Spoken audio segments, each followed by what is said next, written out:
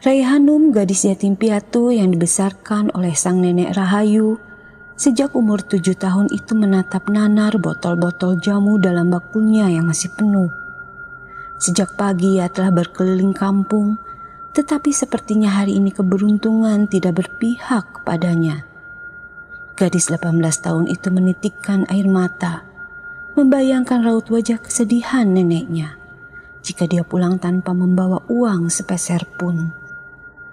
Aku tidak boleh menyerah begitu saja. Semangat Hanum, ini masih siang. Jamumu pasti hari ini habis terjual seperti biasanya. Gumam Hanum berusaha menyemangati dirinya. Dengan langkah penuh semangat, terik matahari tidak dipedulikannya. Hanum terus bersuara lantang, meneriakkan jualan jamunya agar warga mendengar dan membeli jamu. Senyum di bibirnya tersungging ketika satu persatu warga ada yang membeli jamunya. Alhamdulillah, lirih Hanum ketika melihat isi botol jamunya separuh. Azan sholat asar berkumandang. Wajah Raihanum sedih karena botol-botol jamunya masih tersisa separuhnya.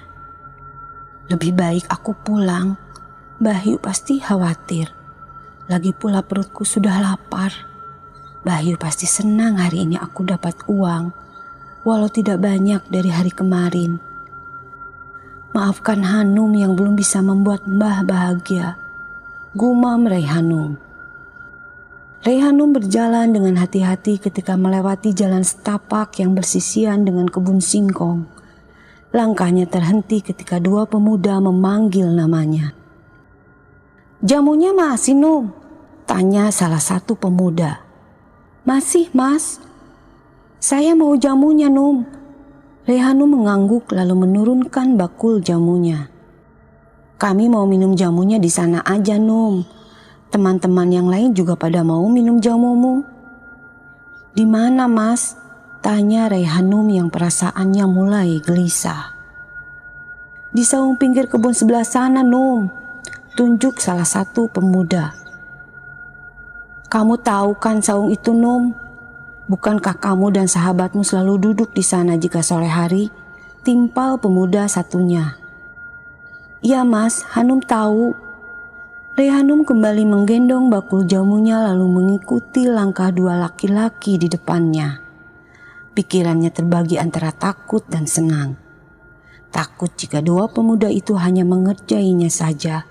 Senang karena jamunya bakal habis terjual. Ternyata memang tidak bohong jika memang ada teman-temannya di saung. Batin Raihanum ketika melihat tiga pemuda duduk di saung. Raihanum segera menyiapkan 5 gelas jamu untuk pembelinya. "Buatkan aku jamu yang bisa bikin badan segar ya, Num, biar hilang rasa pegal-pegal di badanku." "Aku juga ya, Num," timpal yang lainnya. Raihanum tersenyum melihat jamu-jamunya telah habis. Kemudian ia membereskan gelas-gelas kotor dan dimasukkannya ke dalam ember kecil. Raihanum bersyukur hari ini Allah membelinya rezeki sama seperti hari kemarin, yaitu jamunya habis terjual. "Kamu mau kemana, Num? Duduk di sini sebentar kita ngobrol." "Ya, Num, kami masih ingin bersamamu," timpal yang lain sembari mencolek dagu Raihanum.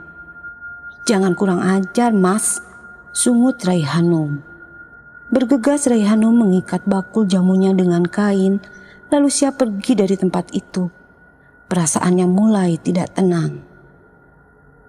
"Jangan macam-macam kalian," ucap Raihanum dengan keras ketika dua pemuda berusaha memegang kedua tangannya, sedangkan yang lain berusaha melepas bakul jamunya. Prang! Bakul jamu Raihanum dibuang kasar hingga botol-botol itu sebagian pecah. "Keterlaluan kalian!" Raihanum mendekati botol jamunya dengan derayan air mata. Ia sedih memikirkan bagaimana bisa berjualan jamu lagi jika botol-botol itu pecah. Raihanum tersentak ketika salah satu pemuda memeluknya dari belakang. Sontak ia mengambil botol yang belum pecah. Teriak salah satu laki-laki itu ketika kepalanya dipukul Rai Hanum menggunakan botol jamunya. "Kamu akan menyesal sudah menyakitiku, Hanum." Rai Hanum terjerembab ke tanah ketika laki-laki itu mendorong tubuh gadis yang dikenal warga periang, ramah dan suka menolong siapapun. Melihat Rai Hanum jatuh, sigap yang lainnya menginjak tangannya. "Tolong! Tolong! Tolong!" Rai Hanum berteriak berharap warga atau para tukang kebun mendengar teriakannya. Namun, suasana yang sepi tidak ada yang mendengar teriakannya. Rai Hanum seakan lupa jika hari mulai sore tidak ada lagi yang berkebun. Tawa menggelegar bersahutan ketika mendengar Rai Hanum berteriak minta tolong. Mereka seakan mengejek jeritan Rai Hanum. "Teriak saja, Num. Percuma. Tidak akan ada yang mendengar teriakanmu." Mereka mulai membuka paksa pakaian Rai Hanum hingga sobek. Rai Hanum berusaha memberontak, tetapi tenaganya kalah telak dibanding 5 laki-laki di hadapannya. Mereka menghajar Rai Hanum dengan menampar, menginjak perut, bahkan ada yang membuka paksa hijab yang dikenakan Hanum, kemudian menjambak hingga membuat gadis malang itu tak berdaya. Air mata Rai Hanum mengalir membasahi pipi. Bayangan akan hancurnya masa depan dan terpuruknya sang nenek jika mengetahui keadaan dirinya. "Jangan, aku mohon!" melas Rai Hanum ketika melihat seorang laki-laki bersiap merenggut kehormatannya, sedangkan yang lainnya memegangi tangan dan kaki. Namun setan seakan telah merasuki kelima pemuda itu. Mereka tidak peduli dengan ratapan Rai Hanum. Dengan beringas dan tanpa belas kasih mereka berhasil merenggut kesucian yang selama ini dijaga Rai Hanum. "Aku akan membalas apa yang telah kalian lakukan padaku," lirih Rai Hanum dengan tatapan penuh kebencian. Rai Hanum meringis menahan sakit ketika salah satu dari laki-laki itu menjambak rambutnya hingga lehernya menegang dan kepalanya menengadah ke belakang. "Perempuan lemah sepertimu tidak akan sanggup melawan kami," ucapnya seraya mengentakkan tarikan di rambut Rai Hanum. "Akan kubuktikan ucapanku, walau ke ujung neraka sekalipun, akan kukejar kalian." Pemuda yang lainnya menginjak kepala Rai Hanum dan meludahi wajah gadis yang nyawanya seakan mau terlepas dari raga. Rai Hanum merasakan sakit yang luar biasa di bagian kepalanya hingga pandangannya mulai buram. Matanya nanar, ia menggeleng, air mata kekecewaan mengalir membasahi pipi ketika melihat 2 sosok di hadapannya. Satu sosok merenggut kesucian yang telah dirampas, yang satunya menyeringai sembari tersenyum sinis. "Aku bersumpah akan membalas perbuatan kalian lebih kejam. Akan kukejar kalian hingga ke ujung neraka sekalipun," ujar Rai Hanum seraya mencengkram tanah dengan kuat ketika dia merasakan sakit yang luar biasa di bagian organ kewanitaannya. Seketika pandangannya gelap. Rahayu mondar-mandir di teras rumahnya yang berlantai tanah. Ia sangat khawatir cucunya belum juga pulang. Kekhawatirannya bertambah ketika langit mulai gelap, pertanda hujan akan turun dengan deras. "Kenapa kamu belum pulang, Dok? Mbah khawatir." Rahayu menatap jalan berharap cucunya pulang. Rahayu masuk kembali ke dalam rumah, menyiapkan makanan kesukaan Rai Hanum yaitu tumis kangkung, ikan asin dan sambal terasi. "Kamu pasti lapar, Nduk. Mbah tahu, kamu belum pulang pasti jamumu belum habis. Padahal Mbah selalu bilang, pulang saja sebelum zuhur, masih atau tidak jamumu," gerutu Rahayu sambil menyiapkan makanan untuk Rai Hanum. Samar telinga Rahayu mendengar suara tangisan. Suara tangisan itu kok mirip Hanum? Apa dia sudah pulang? Gumam Rahayu. Rahayu bergegas menuju pintu utama, tetapi langkahnya terhenti di depan kamar Rai Hanum. Dengan perasaan cemas ia membuka tirai yang menutupi kamar cucunya. Kamar Rai Hanum memang tidak terdapat pintu dan hanya memakai tirai. Mata Rahayu nanar, air matanya seketika mengalir tanpa ia sadari ketika melihat cucunya menunduk, menenggelamkan wajahnya sambil memeluk lutut. Bahunya berguncang, pertanda ia menangis terisak. "Kapan kamu pulang, Nduk? Kenapa kamu menangis?" Rahayu mendekati cucunya lalu membelai kepala Rai Hanum yang tertutup hijab. Rai Hanum bergeming, hanya isakan tangis yang terdengar menyayat hati. "Jualanmu gak habis ya, Nduk? Jangan menangis. Hari ini bukan rezekimu. Bersyukurlah seberapapun yang diberikan Allah." Dan lagi Rai Hanum bergeming. "Mbah sudah menyiapkan makanan kesukaanmu, Nduk. Ayo kita makan. Kamu pasti sudah lapar. Mbah juga lapar. Mbah buatkan teh hangat dulu." Rahayu beranjak keluar dari kamar cucunya. Ia mengerti dan memberikan waktu untuk Rai Hanum mengeluarkan perasaan kecewanya. Baru saja kakinya hendak melangkah menuju dapur, suara gedoran pintu membuatnya terkejut. "Ya, sebentar!" teriak Rahayu sembari melangkah membukakan pintu. "Ada apa, Gayatri?" tanya Rahayu pada tamunya.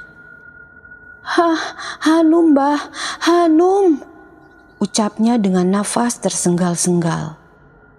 "Kenapa dengan Hanum? Apa kalian bertengkar?" Gayatri menggeleng. "Kenapa kamu menangis, Tri? Jadi benar kalian bertengkar." Rahayu berpikir jika cucunya dan Gayatri bertengkar karena melihat mereka sama-sama menangis. Hanum meninggal, Mbah," ucap Gayatri dengan terbata. Tangisnya semakin pecah ketika mengatakan jika sahabatnya meninggal. Rahayu terkekeh lalu menoyor kepala Gayatri. "Ngawur kamu, Tri. Hanum ada di kamarnya." Gayatri melongo mendengar ucapan Rahayu lalu menggeleng. "Aku bicara fakta, Mbah. Warga menemukan Hanum meninggal di kebun singkong." "Sudahlah, lebih baik kamu pulang. Sudah mau maghrib. Sebentar lagi juga mau hujan." "Percaya sama aku, Mbah." Rahayu mulai merasa janggal karena melihat wajah Gayatri yang serius. Dari matanya tidak menunjukkan kebohongan. Namun ia berpikir, bukankah Rai Hanum ada di kamar? Rahayu menarik tangan Gayatri dan mengajaknya ke kamar cucunya. Matanya terbelalak melihat Rai Hanum tidak ada di kamar. Bergegas Rahayu menuju dapur, tetapi cucunya juga tidak ada. "Apa Mbah sudah percaya dengan ucapanku?" Tubuh renta Rahayu gemetaran mengingat ucapan Gayatri yang mengatakan Rai Hanum meninggal. Perasaan di hatinya semakin tidak tenang, takut jika ucapan Gayatri benar. "Kamu tidak bohong kan, Tri?" Gayatri mengangguk. Tubuh Rahayu luruh ke lantai. Dadanya tiba-tiba sesak seakan butuh asupan udara. Rahayu meringis menahan sakit sambil memegang dadanya. Hal itu membuat Gayatri terkejut dan cemas. "Mbahyu, Mbah gak apa-apa. Antarkan Mbah ke tempat Hanum. Mbah ingin membuktikan jika cucuku tidak meninggal. Hanum tidak boleh meninggalkanku sendirian." Hujan gerimis mulai turun. Suara petir bersahutan ketika Rahayu dan Gayatri menuju kebun singkong. Tanpa alas kaki, Rahayu berjalan dengan perasaan kalut. Sesampai di kebun sudah banyak warga yang berkerumun. Mereka menatap kedatangan Rahayu dengan wajah sedih. "Minggir, minggir, beri jalan untuk Mbahyu," ujar salah satu warga. Hati Rahayu nelangsa. Jiwanya kosong melihat sosok yang terbaring di tanah dengan ditutupi daun pisang. Dia berjongkok, dengan tangan gemetar Rahayu membuka penutup itu. "Hanum!" teriak Rahayu ketika melihat wajah jasad yang terbujur kaku itu.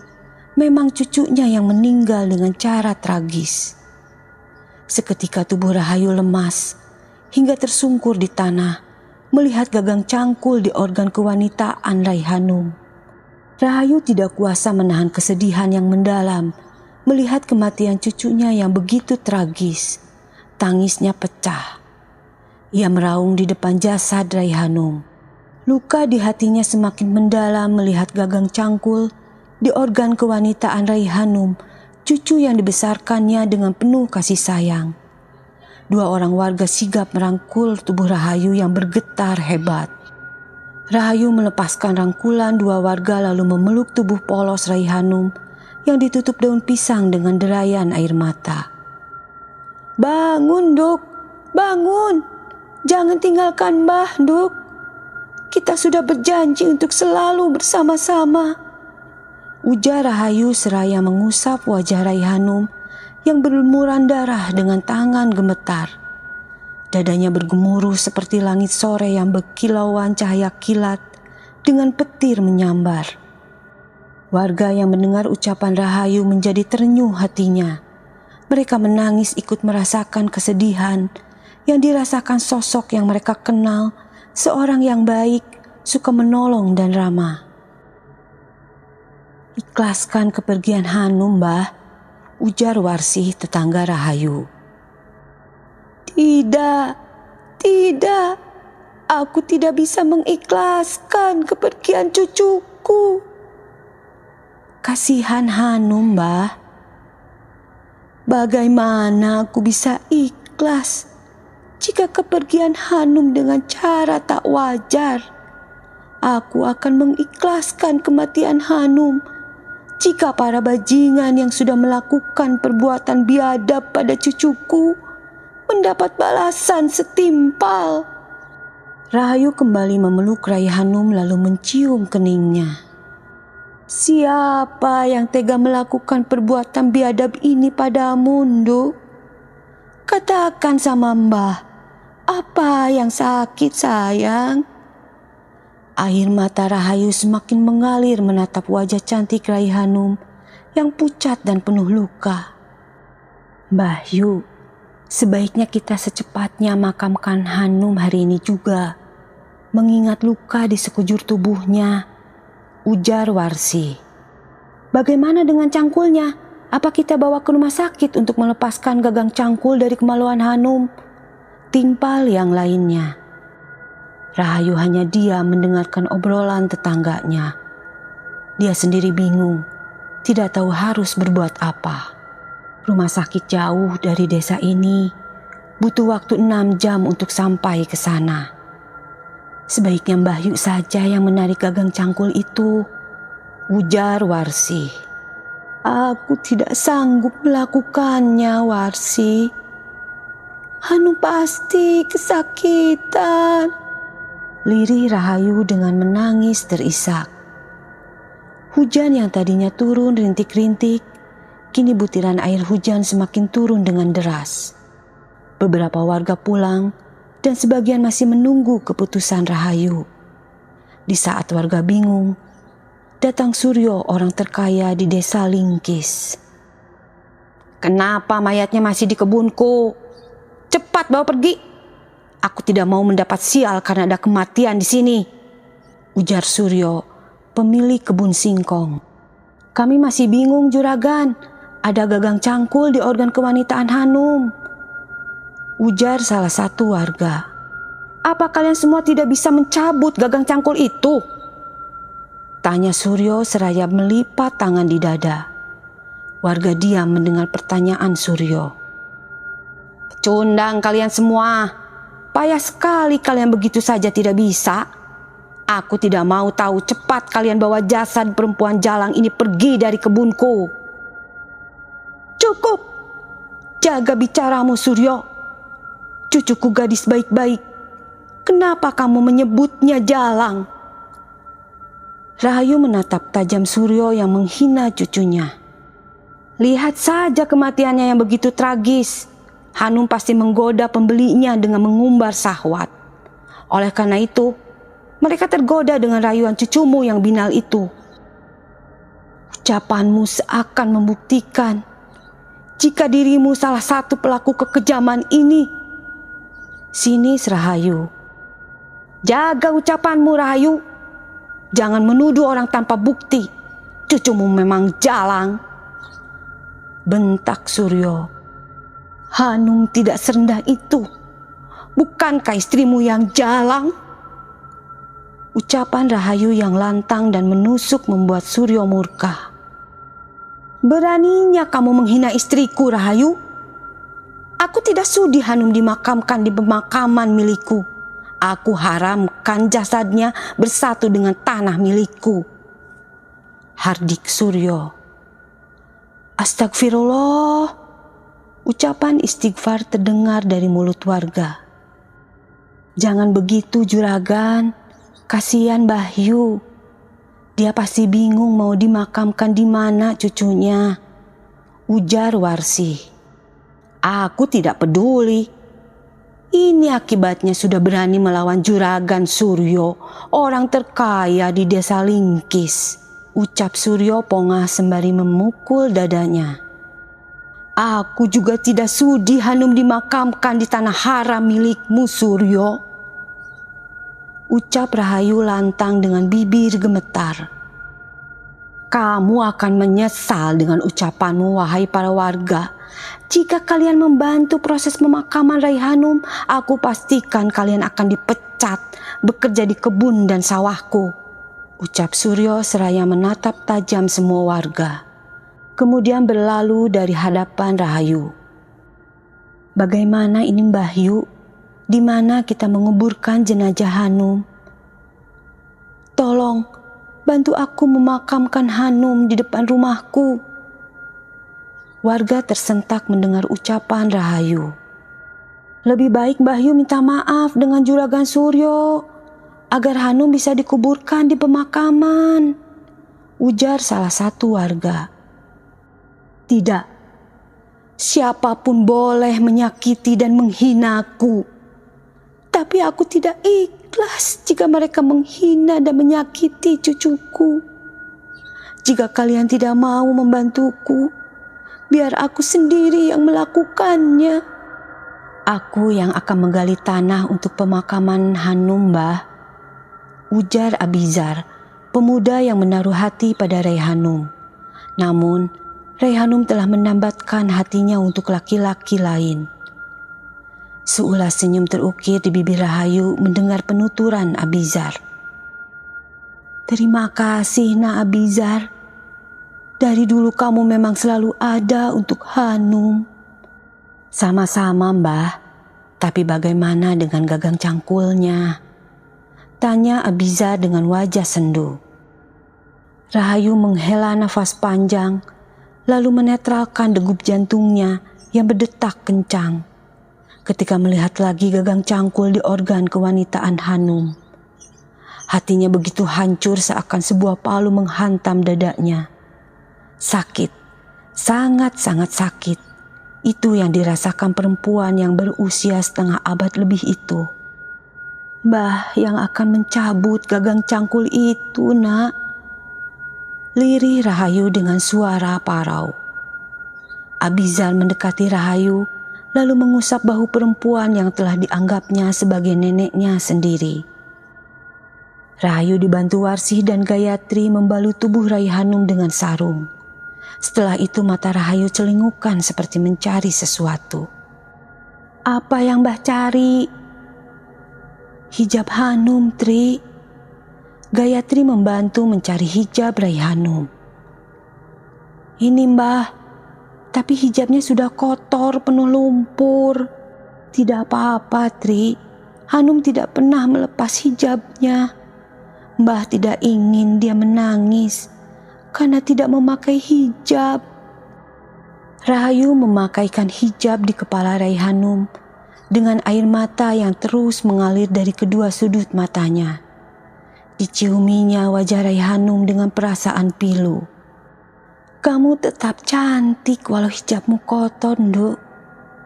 Jangan nangis, nanti Mbah cuci yang bersih hijabmu. Ucapan Rahayu membuat Gayatri terisak. Hatinya juga hancur melihat sahabatnya pergi dengan cara tragis. Ayo Mbah, kita bawa Hanum pulang. Hujannya bertambah deras. Rahayu tersadar dari kepiluannya mendengar ucapan Gayatri.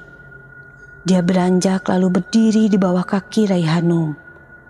Tubuh perempuan yang usianya 50 tahun lebih itu bergetar hebat. Tangisnya kembali pecah. Istighfar Mbah, Mbah harus kuat demi Hanum, ujar Abizar sembari memeluk Rahayu. Rahayu menangis terseduh-seduh di pelukan laki-laki yang berusia 25 tahun itu. Abizar mengurai pelukannya lalu menghapus air mata Rahayu. Sudah waktunya Mbah mencabut gagang cangkulnya agar Hanum segera dimakamkan. Rahayu mengangguk lalu sedikit menundukkan tubuhnya. Dengan membaca basmalah dan degup jantung yang tidak beraturan, ia mencabut gagang cangkul itu. Seketika darah segar keluar dari kemaluan Raihanum. Raihanum! Rahayu berteriak. Sekali lagi hatinya hancur berkeping-keping. Tulang belulang di tubuhnya seakan remuk melihat darah yang mengalir deras dari organ kewanitaan cucunya. Seketika genangan air hujan bercampur darah di sekitar tubuh Raihanum. Rahayu terduduk lalu mencium kedua kaki Raihanum. Air matanya tumpah seakan ikut merasakan kesakitan yang dirasakan cucunya. Ya Allah, takdir macam apa yang kau gariskan untuk cucuku? Teriak Rahayu dengan wajah menengadah ke langit. Ia tidak peduli dengan terpaan air hujan di wajahnya. Bah, panggil Abizar dengan derayan air mata. Hati Abizar tak kalah hancurnya melihat gadis yang namanya telah tersemat di lubuk hatinya yang paling dalam meninggal dengan kondisi yang sangat memprihatinkan. Ia melepaskan baju koko yang dikenakannya lalu diberikan kepada Rahayu. Gunakan baju ini untuk menyumbat darahnya agar tidak keluar lagi, Mbah. Kenapa mereka begitu kejam dengan Hanum, Zar? Kesalahan apa yang dilakukan Hanum sehingga mereka membalasnya dengan keji? Tanya Rahayu sambil mencengkram tanah. Bijar yakin Hanum tidak berbuat kesalahan, Mbah. Mereka saja yang tidak punya hati dan perasaan telah melakukan perbuatan yang begitu kejam. Mereka laksana manusia jelmaan iblis.